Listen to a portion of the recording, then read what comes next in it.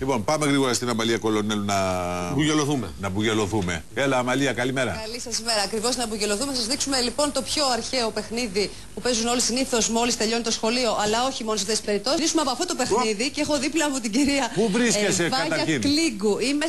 Είμαστε στο Αλλού Fun Park και θα σας δείξουμε μπουγελώματα εδώ στο Get Wet. Τι κάνω εκεί? Καλημέρα και από μένα από το Αλλού Fun Park.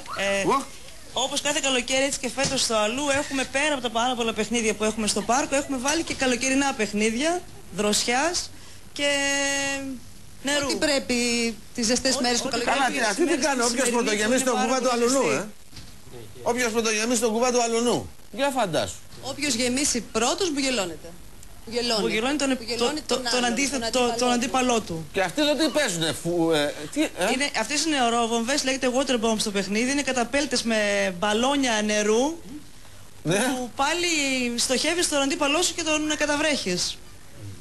Αυτό είναι ωραίο. Βεβαίως υπάρχει και ένας χώρος για να στεγνώνουν όσοι βρέχουν. Ναι, πρέπει να φτιάξετε και κάνα στεγνοτήριο μεγάλο. Εδώ ναι, επειδή συνεχίζουμε το παιχνίδι και σε άλλα παιχνίδια του πάρκου, έχουμε και το Fast Dry, όπου είναι στεγνοτήρια μεγάλα για μπαίνεις μέσα ολόκληρος και στεγνώνεις και συνεχίζεις το παιχνίδι. Να σας κάτσε ρε παιδί μου, μπαίνεις μέσα στο στεγνοτήριο και στεγνώνεις και βγαίνεις έξω να ξαναβραχείς.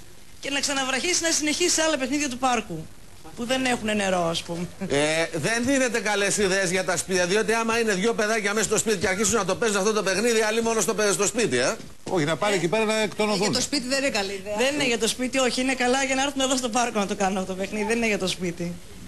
Και βεβαίως να πούμε και για την προσφορά που έχετε για τους τηλεθεατές του Μέγκα. Να πούμε ότι για τους 10 πρώτους που θα πάρουν τηλέφωνο στο σταθμό σας θα δώσουμε 10 διπλά, από ένα διπλό δηλαδή αλλού day pass, που είναι το ημερήσιο πάσο για παιχνίδι στο. Να έρχουνε εκεί να καταβραχούνε. Οι υπόλοιποι που δεν θα προλάβουν πόσα θα πληρώσουν για το ημερήσιο? Το ημερήσιο πάσο κοστίζει 25€, αλλά αν έρθουν 5 με 7 το απόγευμα θα το πάρουν στα 17 και θα παίξουν για όλο το υπόλοιπο της ημέρας.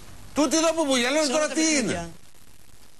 Για ποιους λες, Δημήτρη? Αυτός που βλέπουμε. Αυτό είναι το Splash Fight. Αυτό το παιχνίδι ουσιαστικά γεμίζει το κουβά του αντιπάλου και τον καταβρέχεις. Πρέπει να το γεμίσεις πρώτος όμως για να τον καταβρέξεις. Αλλιώς καταβρέξεις εσύ. Δροσερές στιγμές.